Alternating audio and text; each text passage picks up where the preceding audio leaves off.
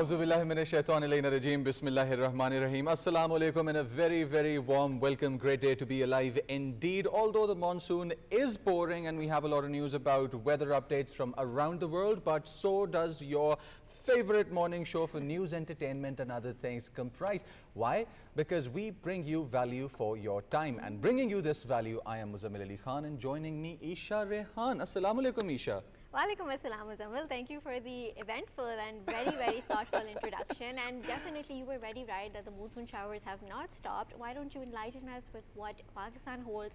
Well, before we get into that, how about we decide with the game of rock, paper, scissors? Who's going to do the first news, all right? All right, let's 3, do 2, 1. Rock, paper, scissors. Shoot. Oh, acha. It's a tie. All right, it's a tie. We're going to start with some some international news regarding weather. We'll come to Pakistani news regarding weather later on. Why? Because China is experiencing some weather turbulences. There have been floods and great loss of life, and our hearts and our souls go out to our brothers in China. Pakistan stands in solidarity with China, and also, as was expressed by the top dignitaries and the diplomats now, China's weather authority has issued multiple weather alerts as heavy rain, scorching heat and strong convection impacts have had a vast impact on China, triggering floods and flood defense systems. Also, mass evacuations have been ordered.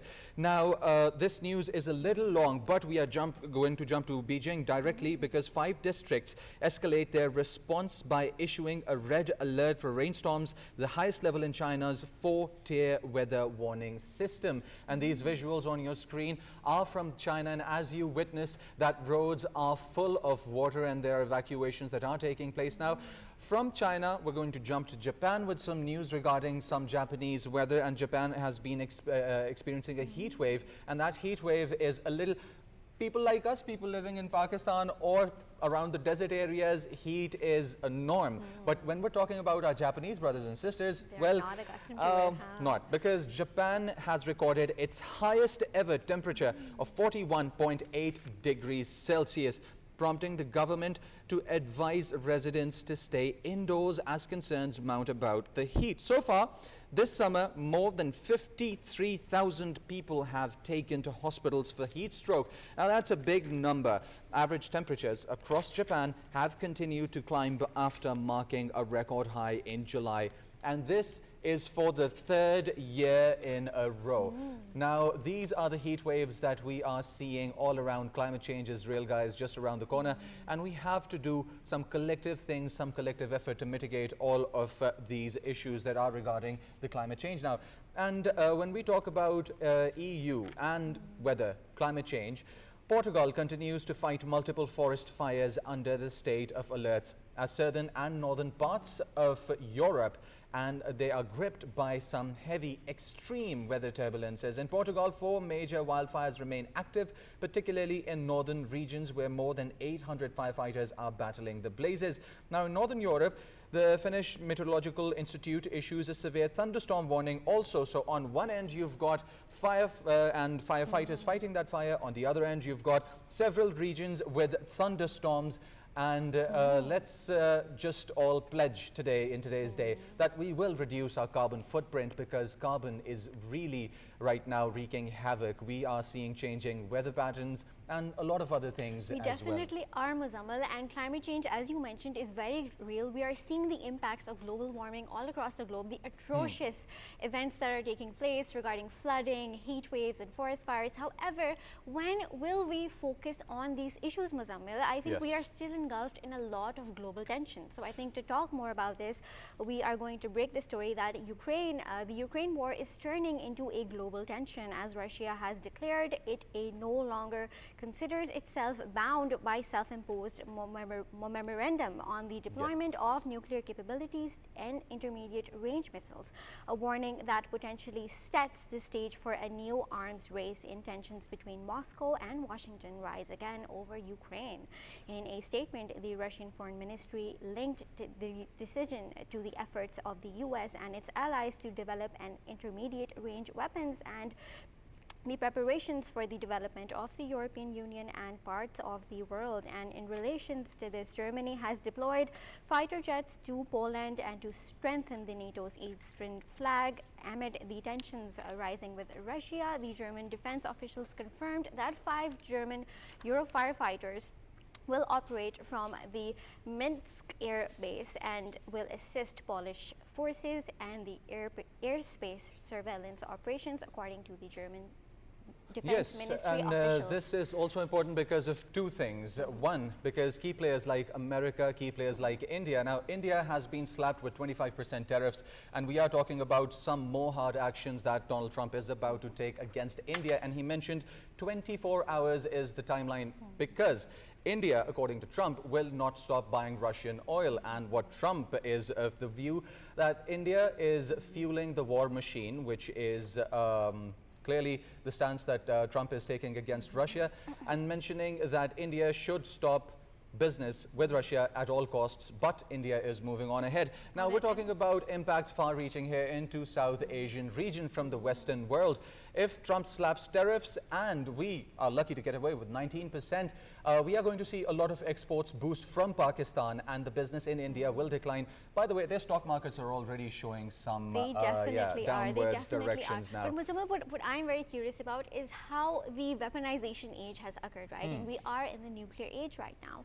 Right. However, do us being armed by ourselves actually makes us feel safe, or does it make us more vulnerable? You know, having nuclear armed forces. Well, does a lot it of questions. Definitely. A lot of questions. And 80 years ago today, on 6th August 1945, the little boy, a deceptively innocent name, unleashed by the U.S., was bombarded on Japan, and their skies drenched in black rain with nuclear capacity fire and rain, and it definitely engulfed Japan in a very devastating Effects of which are still seen in that part of the land and now. to talk more about this, I think we need to talk about how the birth of the nuclear age has impacted many lives and many generations. Right. And now to talk more about these impacts, the global implications, and how these will fold out in the future. Now, we are talking about some intricate designs in the international political scape. And to talk more about this, we are joined on Zoom by Kaswar Klastra Saab. He happens to be a senior journalist, a veteran in the field, and he is an analyst also. With his deep insight into the matter, we welcome him on today's episode. Assalamu alaikum, sir, and how are you doing today? Walaikum Assalam. I'm doing great. Thank you for having me on the show. It's always great to have you, sir. Last time it was Operation Bunyano Marsoos, and I remember sitting in the same suit up in the Studio C doing a program with you, and it's lovely to have you here. We have some interesting questions. First of all, we are going to talk about Russia-Ukraine issue and how it is folding out. Trump's of the view that India is fueling the war machine and is complicit in whatever is whatever that's happening to Ukraine. He's saying that India is complicit because they're buying oil and stuff, whatnot. Now, when we talk about these issues, where are we seeing both of these nations go? Because India flaunts their friendship with Donald Trump. Modi flaunts his friendship with Donald Trump on the international scape, but we are seeing their relationship dwindle down south. Well, these are critical times. You have rightly pointed out that India is fueling the war as well, because you know that the statement of U.S. President Donald Trump is really important and critical as well. You know, India is the only country in the world which have been acquiring, which have been getting despite the U.S. sanctions, billions of barrel. I was just reading a report, and India has actually imported Russian oil worth 450 US billion dollar just in a couple of years. And can you imagine that in case if the Indians have imported 450 US billion dollars worth oil, and if 100 billion US dollars has actually gone back to the Russia, so it means India is actually fueling the Ukraine war. So it means despite the sanctions, and Donald Trump was really perturbed and shocked as well, because Indian oil, Russian oil, imported by the Indians, the government, it has been actually killing the hundreds of the people, innocent people in Europe, I mean in Ukraine. So if you ask me, who is solely, who is, which power is responsible for the killings of Ukrainian, then definitely India topped the list. And then comes Russia as well. So it is really perturbed and shocked to This see brings me to a how, question. despite the sanctions, India is in fueling the Ukraine war. I apologize for interrupting you like this, but this brings me to a question. When we're talking about loss of lives, today is the 80th anniversary of the atomic bombing of Hiroshima in Japan. And as the world observes this sad happening of millions, hundreds of millions of people perishing in a single blow from the face of this planet, we are of the view that when we talk about atomic weapons, they have a certain capability of pushing havoc to another level. We are talking about things that are not seen yet by people, apart from Hiroshima and Nagasaki being bombed. Is this pushing the region towards conflict? Exactly, exactly. Very good question. And let me tell you, if somebody asked me the true meaning of the Black Day, I would refer to the bombing on Hiroshima. That was actually a black day, and the only black day that exists here in this modern world, and that is that we must criticize. And I was actually watching a special documentary when a nuclear bomb survivor was telling a group of students, a group of people there in Tokyo, and he was talking how did his father died before his eyes just because of the nuclear bomb. That was heart wrenching. And the most horrible aspect of this is that 200,000 people perished within a few hours after the bombing. That is really shocking indeed. And the way that the gentleman, the survivor of the Hiroshima bombing, narrated how did his father and other the family members perish on that fateful day. That was a heart-wrenching story, let me tell you. And the most horrible aspect is that so far only 70 the countries have signed the nuclear NPT, and that is really shocking indeed. And even United States and the Russians have not signed it. So today the world is on the brink of another nuclear war as well. Remember, you in the beginning you just mentioned the Pakistan's and India conflict, and I am truly happy for the Pakistan's armed forces. The way they responded, the Indian aggression, that was really remarkable. But there is a message as well. There's the only one line message is the today even the non serious government, irresponsible government like India are having the nuclear bomb, and God forbid this war between Pakistan and India could, transform into another nuclear war as well. Glad we have world's most sophisticated and most powerful, the army in the world. That is actually the force which forbid, which actually stop the nuclear war. But today, the world need to sign NPT. We don't need nuclear wars, honestly. And as you have rightly pointed out, that was a fateful day. And I think we cannot afford another black day in this modern era. But yet, I would emphasize that the irresponsible state, irresponsible governments like the India are actually, the fueling the war. They have been importing Russian oil worth 450 billion just in the years, and they are actually fueling, the Ukrainian war. And God forbid, correct me if I'm wrong, but I can see the Ukrainian war heading towards another nuclear conflict as well, and the world will have to come forward to stop it. And because these are very critical days, we have seen in Ukraine, we have seen in Gaza, we have seen such a horrible and irresponsible Indian government, which are actually having the nuclear, the bombs as well. So I think this is the right time for the government to come forward and stop the irresponsible, expansion of the nuclear weapons. This is the high time to stop it.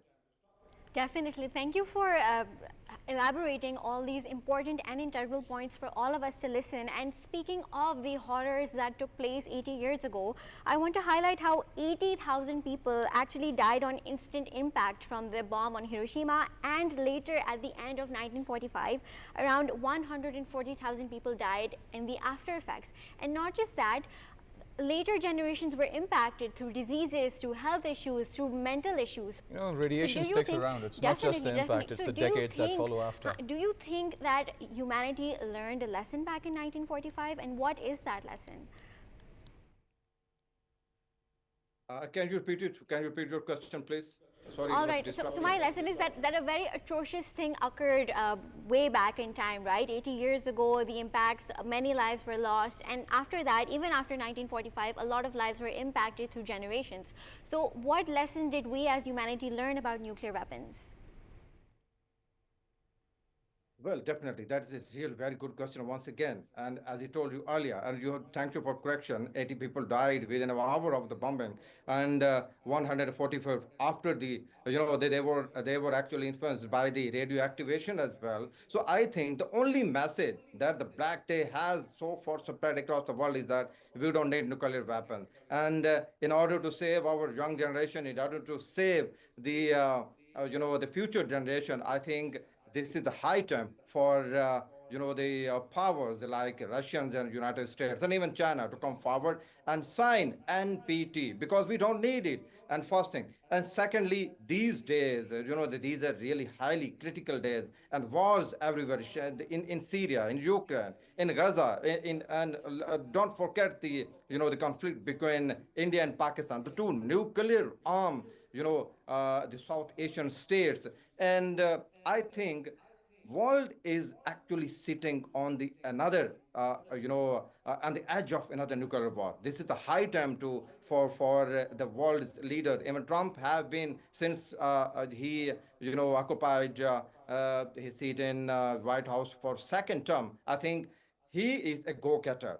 He must take initiative. He has the capacity to gather all the heads of states and just to bring them over one conclusion, that is we don't need the war. And also the way it was don't forget, it was actually thought behind US bombing the Iranian nuclear capabilities as well. So I think this is a high time for the leaders to come forward and reach at a conclusion that we don't need nuclear war. We cannot Time afford another for black. nuclear proliferation treaties to Definitely, be definitely. signed. And, just one tiny little statement, a question.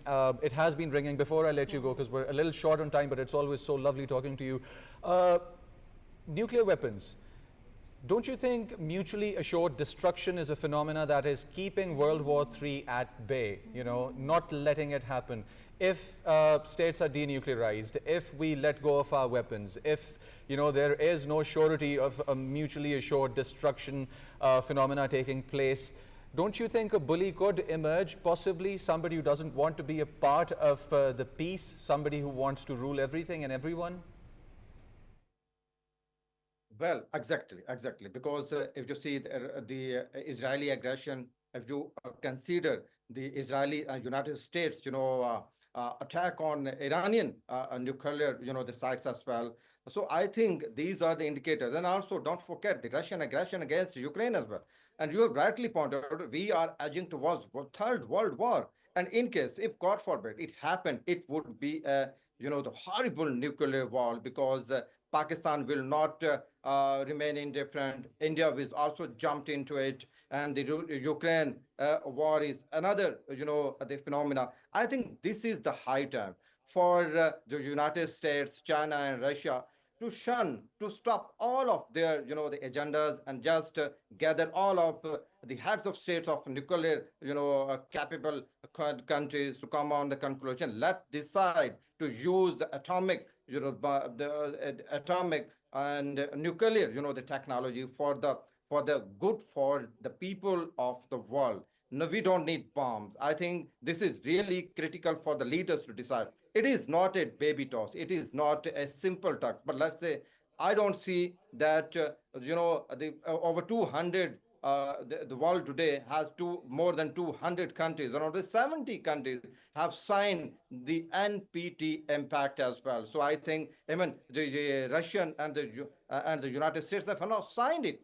So this is the high time for all of these countries to come forward, sign it for the greater good of the planet, for the greater good of the billions of the people of this amazing planet. And this is a high time because we don't need We cannot afford another black day like Hiroshima, Nagasaki as well. So this is the high time, I think, All right, United all Thank you right. States. so Kaswa much. Klasar Saab, it was great having you on this show. And of course, peace is the need of the hour. We've seen a lot of bloodshed. We've seen a lot of lives being lost. It's always lovely talking to you. And a prayer to the head of the world, a prayer to the big key players in the International Committee of Nations to bring about peace in this world. And let's find common grounds and live as a singular human race rather than kill each other. Because Definitely, when we Muzammil. talk about clashes and impacts, neighboring countries and countries that have been really close to us over the past have been through so much. They definitely have, and I feel like bombarding yourself with and encapsulating a lot of weapons to make yourself like a big bully is not the right way to go. It does That's not not show the solution, bravery. yeah. But speaking of bravery, let's revisit the past and what happened in Bangladesh. Thousands of students, activists from various political groups have marched peacefully through the streets of Dhaka, marking it the first anniversary of the mass student-led uprising that forced the former Prime Minister Sheikh Hasina to resign after 15 years in power. Chanting slogans for a better Bangladesh, the marchers commemorated what they called a turning point in the country's history with flags and banners in their hands. The movement, initially sparked by demands for the quota reform, escalated into a nationwide protest, resulting in over 1,000 deaths before Hasina stepped down and fled to India on August 5th, 2024. This, I think, highly speaks of how unity and bravery of students when they come together and fight for a cause, not just students, everyone, if they come together, they can lead to essential change, adequate change that needs to happen. Well, talking about adequate change and these situations, you know, there is a certain electric feel to the energy that comes about when people unite. And a little on the casual, more fun note, talking about electrical energy. We've all been that kid who, you know, when our batteries and our toys and things die, we put a little tongue to it and No, taste it Muzammil, out. I have never, I don't know if you have, but I have never done something like All this. right, I would do to check my batteries all the time. So that is how I remember and clearly know there is a certain taste to these batteries when you taste them. But the mad crazy thing is that snacking brand Rewind has unveiled the 9-volt battery flavored chips. We're Oh my talking gosh. about you about to eat chips, your favorite chips, but they are 9-volt battery flavored. The new snack brand Rewind from Netherlands has launched the world's first 9-volt battery flavored corn chips. The 9-volt battery flavored corn chips are a part of Rewind's mission to help consumers go back to the good times. Now they're calling What good times, Muzammil? Eating battery was good times for the kids of the 90s. That's devastating to know. it was, you know, it was a little hard to get your hands on new batteries, especially they used to cost so much and when controllers died out. So we're talking about good times, having a little tiny shock to your tongue. You've never really done that? I have never explored on these ventures, but you know, I eat normal flavors like cheese, jalapeno, Right. maybe ketchup flavored if I'm too adventurous. And what but happened with battery flavors in COVID? Boy, we lost those We flavors. lost all those However, and flavors. speaking of COVID, you know, it was essential that we got vaccines, but something skeptical is happening. The Yes. U.S. Department of Health and Human Services has planned to cancel up to $500 million in funding for the Barna vaccines targeting viruses like flu and COVID-19. The decision affected 22 projects led by major companies such as Pfizer and Moderna.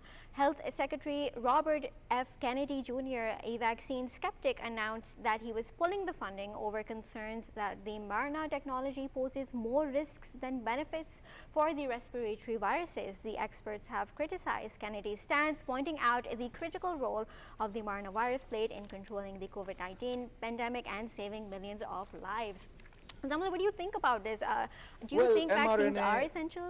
Vaccines are essential, but Kennedy has a point that he's mentioning. Let's leave it to the scientists and the peer-reviewed papers and researchers and the millions of dollars that are invested into this industry. And let's just hope that bad times do not return. And talking about good health, I would like to mention something. Youth and exercise is the topic, and on Zoom we are joined by UZAIR, our all right, fitness- before we dive into that, I think, you know, since we talked about how the monsoon rains are affecting us and heat waves are affecting us, this leads to a very skeptic breeding ground for waterborne diseases to be born and brewed in this water, right? So we have Dr. Irfan Ali Rinchan, who is an expert and consultant gastroenterologist, and he is here to understand and help us why the monsoon heat wave brings a lot of illnesses for us. So thank you so much, doctor, for joining us. How are you feeling today? All right, Dr. Saab, can you hear me? Dr. Irfan? Sir, can you unmute All your right. audio? We can't hear you. Yes, I can hear you. I can hear you. All right. All right. You know, so as we talked about the monsoon. All right, thank you so much for joining us. And as we talked about how the monsoon rains helps brew a lot of bacteria and brings it to life, so what kind of illnesses and diseases become widespread during this monsoon season? Well, first of all, being on PTV, a channel that has been a part of my life since childhood, and now having opportunity to contribute as an analyst is an incredibly profound and overwhelming experience. So I'm very grateful for the invitation. So regarding monsoon, the first question arises that why we tend to get more sick during the monsoon. So there are a couple of factors. You see, there is sudden changes in the temperature. One minute hot, next minute it's cold, and a lot of humidity. So this humidity creates a breeding ground for germs, fungi, and even insects. Secondly, you see that there is a lot of stagnant water after the rain. So it provides an ideal conditions for the mosquitoes and fungi and a lot of other pesticides, pests to grow. So all these factors contribute towards increased incidence of illnesses during the monsoon.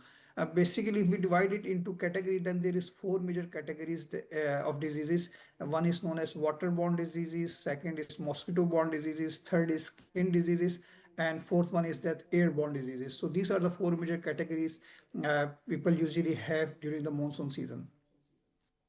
Right. You know, thank you for talking so passionately about this. As you mentioned, you collaborated with PTV since a very long time, and it was very enlightening to hear all about this. So what exactly can we do to prevent these kind of diseases? Like, we see a lot of hepatitis spreading around this time, a lot of diarrhea. Every time monsoon season comes, I feel like my tummy The worst affected gives are out. children. Definitely, Children, eating out can impact us a lot. So how do we prevent ourselves from catching these diseases? Can you highlight any specific diseases as well? Yes, basically the disease that you talk about, hepatitis or diarrhea, is a food and waterborne disease. So what happens is that these diseases spread through contaminated food and water. So we need to be extra careful about taking or eating meals from the outside. So what are the major diseases that spread in this is, in Urdu it's known as Bada Bukhar, it is known as typhoid, which is very common in Pakistan, subcontinent, India, Bangladesh during the monsoon season. And the hepatitis you are talking about is hepatitis A and E. Again, this hepatitis A and E spread via this food and water. And third one, the diarrhea is one of the very notorious disease for that spread in the monsoon is a cholera disease, that is a bacterial infection and cause extreme diarrhea and vomiting and rapid dehydration. So this one needs quick medical attention. And regarding talking about how we can prevent it is that it's very important to always drink clean and boiled and filtered water. It's best to avoid tap water unless you are absolutely sure that it is safe. Secondly, the another important thing for the mothers at home is thoroughly wash all the fruits and vegetables before eating them. And third one is that you need to ensure that all of your food, especially the meat and poultry, is cooked to the correct temperature to kill any bacteria. And for the kids and for all the youngsters, it's better to avoid food from the outside, and we need to limit the eating street food and food from the places where the hygiene might be questionable. So this includes avoiding that raw salads, cut food from the outside vendor, all these, and always keep the food covered at home. Since I have initially told that this is a wood and waterborne disease, so it is very big. The major prevention is to always wash your hands frequently and thoroughly with the soap, especially before eating and after using the toilet, because this disease is spread with fecal-oral route. So if you're not washing your hands properly after using the toilet, there increase in the risk of spreading this disease to the other household members. Right. So what would a good first aid kit look like? Because I have an 18-month-old daughter and there are other people with young children. So for the household that have babies and, you know, the Youngsters. working parents, what would a good first aid kit look like? Or having ORS, Pediatrel, stuff like that? So yes, definitely. If you are having diarrhea, then the most important thing that we want to tell the population in Pakistan to avoid antibiotics. Most of the time, these diarrhea are viral, and you don't need any antibiotics. It's very common practice in Pakistan that we immediately start antibiotics. You can use ORS, you can use Pediatel, the pediatric ORS for the kids. Two populations are prone, especially this season, the older population and the kids. Why? Because their immunity is down. So what we need to do is just to hydrate them and give them light food, and try to avoid antibiotics. But if the condition worsen or they become dehydrated, their urine output is down, then we may consider testing before starting any antibiotics. So the take home message is to keep them hydrated and give them light food. And the important thing is it's better to isolate them, All right, because not thank you for isolating them can highlighting also. that. Definitely, thank you for highlighting that testing is important Testing before is important. starting antibiotics and antibacterials. And speaking of waterborne diseases, it reminds me of how in monsoon and in summers, we are engulfed by machars and mosquitoes. Their prickly beaks trying to take out our blood. So it's very annoying, and they also lay a lot of eggs in stagnant water. Yes. So are there any medicines that we can put in this water, or is it just essential to throw out any stagnant water we see lying around? Basically, yes, after the season of monsoon, we see a lot of stagnant water. So there is no specific medicines, because there are three type of diseases that is spread by these mosquitoes. One is malaria, other is dengue fever, and third is chikungunya. Yes, for malaria, there are medicines, but for dengue fever and chikungunya, the management is more sort of supportive. There is no curative medicines for dengue, that if I give you this tablet or this medicine, the dengue is cured. It's about just passing that time and a supportive management. Keep an eye on your platelets and other vital signs. So important thing is prevention, not to have this disease. And for that, you need to regularly check empty containers at your home, old tires, flower pots, and even the cooler trays that might collect water around your home and offices. Secondly, when I have seen that people are not comfortable with the mosquito repellents, they are not using it. So it's better to use it, because and you can also use that electric mosquito killers and liquids. These are very effective indoors. And at the municipal level, the anti-mosquito spray is very important, because there is no curative treatment for dengue and chikungunya. It's always better to go for prevention. And lastly, I would definitely say that all the kids and the old people who are going outside, especially in the evening, they have to wear full sleeve shirts and not to wear shorts, wear full length pants. It's important, because the mosquitoes usually bite at the evening time when we are going outside. So it's better to be fully covered up at the evening time, especially the kids and the older people. Exactly, As the exactly. saying goes, prevention is better than Than cure. cure, Now, cure. thank you for Yeah. providing us Yeah. with all of these details. Now, one last question before I let you go. What age group of kids do you see, and what is the most common problem in the monsoon season for the young and the elderly? Well, in young people, we mostly see that people are suffering from flu and cough, and in older or the kids, we see that they are most commonly suffer with diarrhea and somehow hepatitis A and E. So regarding this cold, flu, and cough, we have been very versed with how we can prevent it, because of the COVID-19 has given awareness at a mass level, and we all know that we have to wear masks, maintain distance, avoid crowded places. But regarding the diarrhea, that is very common in kids, and use of antibiotic actually made it worse, because most of the time we are having viral infection and viral gastroenteritis. We call diarrhea in our language gastroenteritis, and using of antibiotic made it even worse. So the take home message is that if your kid is having diarrhea, avoid antibiotics, give him ORS. Right, Diarrhea will go right. on. Thank you, Dr. Saab, for all these details, but we're a little short on time, so we have to manage everything within this hour we I have think you now. highlighted everything very well. Very well, Since yeah. I was a kid, my mother would always tell us to cover our clothes and wear full sleeves, as he mentioned, so we wouldn't get bit by mosquitoes. But in the summers, we Were would you always one of those cry and barish mein whine. nahane wala bachcha? Yeah, I loved it. However, when I would want to go play outside, I want to wear half sleeves, man. It would be so hard, but wearing All full right. sleeves would always Now, kill some the vibe. exciting news regarding sports and PTV, and that is that Pakistan Television has acquired Asian Cricket Council broadcasting rights from 2025 to 2027. The acquisition follows cricket fans across Pakistan to watch all Asia Cup matches live on PTV Sports HD, including men's and women's tournaments, under-19 competitions and emerging Asia Cup. Minister for Information and Broadcasting, Ataullah Tara, has welcomed the development, praising PTV's acquisition of these rights as a landmark achievement. He said that we firmly believe that cricket should be accessible to every Pakistani, adding that the meeting of the deal is significant as it comes during the presidency of Mohsin Naqvi as the president of the ACC, and which adds to the national pride.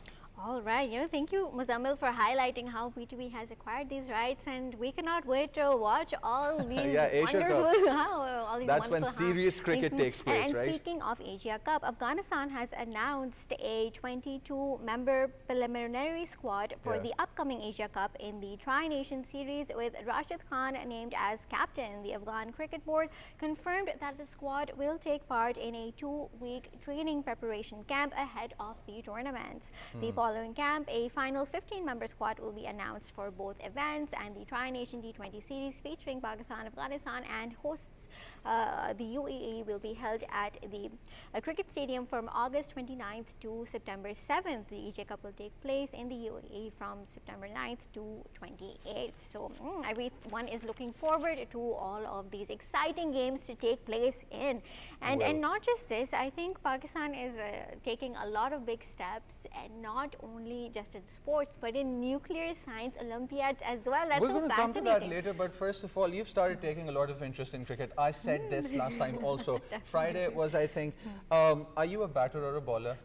So I am an awful batter, but I think I'm an excellent bowler and an excellent fielder, right? So whenever I do this, the ball goes straight and hits the wicket. Guys, that's just a fancy way of saying koi mujhe bari nahi deta. No, I am an excellent fielder. I stand on the outside, and that's what I do. They make me wait the whole thing out.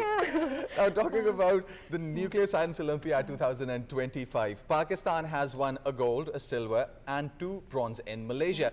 We're talking about Pakistan securing a gold, a silver, and 2 bronze medals at the second International Nuclear Science Olympiad held in Malaysia, competing against the students from 19 countries. Now, this is big because usually we just look down upon ourselves. We don't, feel good about ourselves. Here it is, 19 countries, and you managed to secure a gold, a silver, and 2 bronze medals.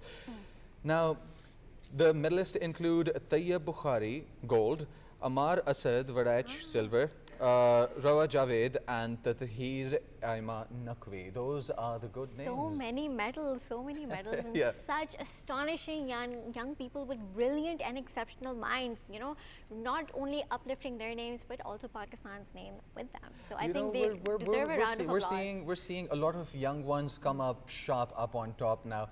All right, and what do you...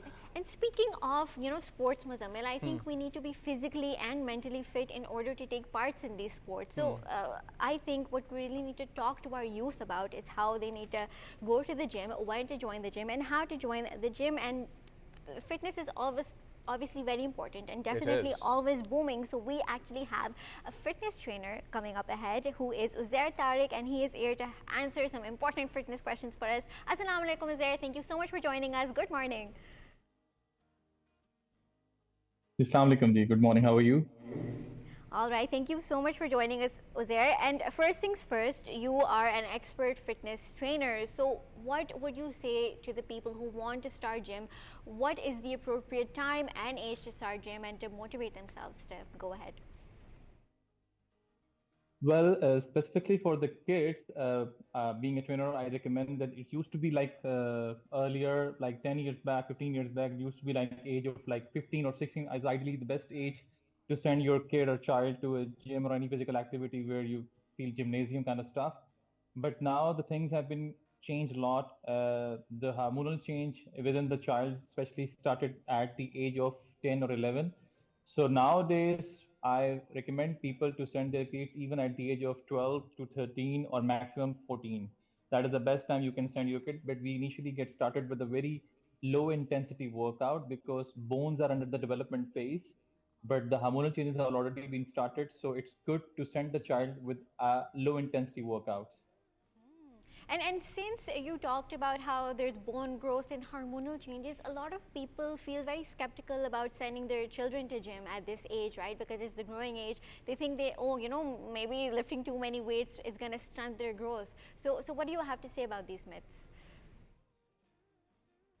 Well, it's not exactly 100% myth, but it definitely have an impact on sending a child at a very early age or premature age to send the gym. Well, normally your bone grow by the time of 20 or 22 generally. So that is what I've said earlier, that if you're sending your child, then emphasize that he or she should be training under a professional trainer where they're not focusing too much on the weight side. Get their body engaged into mobilization, the flexibility, and a little bit of strength training. So ideally, these three combos would work very good, fantastically with the kids growing till the age of 20 to 20. After that, you can go for the high intensity strength training and weightlifting and other stuff. All Now, right. Uzair, what age did you join? Well, I've been working out since I was 17. Oh, wow, mashallah, Right. mashallah. And how do you think it has helped you throughout your journey? Being physically fit actually helps you be mentally fit. So what do you have to say about the correlation between this? The correlation is perfect because when you are physically fit, your mental health also grows with that. And this phenomena is directly proportional to each other. And when I have started, so my journey was like this. I was very much enthusiastic person in that regards that, at the time when I did my matriculations and where people actually deviate into some other activities or something like this, my passion allowed me to go to gym. And trust me, I didn't have any idealization in my mind that I want to be like this XYZ person. I want to build myself. I want to strengthen myself just because of my own personality. I want to look good. So the whole mantra behind my journey, my fitness is just whatever I wear, it should look good on me. That is the whole thing. So whatever I To wear, I cut you look up good. over here, I just have a small little question. You mentioned looking good. My question is for who? Ah. And of course, for the audience, whoever look at you, you should look good.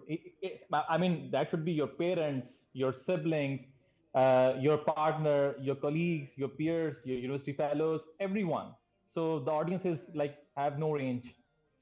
All right, we're ending our show over here on this fun note. Well, never forget your vegetables, never forget your proteins, and do not forget to work out. It'll keep you looking good, keep you looking fresh. you, Well, Uzair, Rehan. thank you. That candid experience of how you joined gym, when you joined gym, and thank you for motivating all the young viewers out here. I think I'm going to be very consistent in gym now too. And do visit our YouTube and leave a comment. Tell us what you would want to see next. Also, join the conversation on our website, world.ptv.com.pk. And until then, from Islamabad studios, it's Muzammil Ali Khan and Eesha Rehan signing off. Lots of love and Allah Hafiz.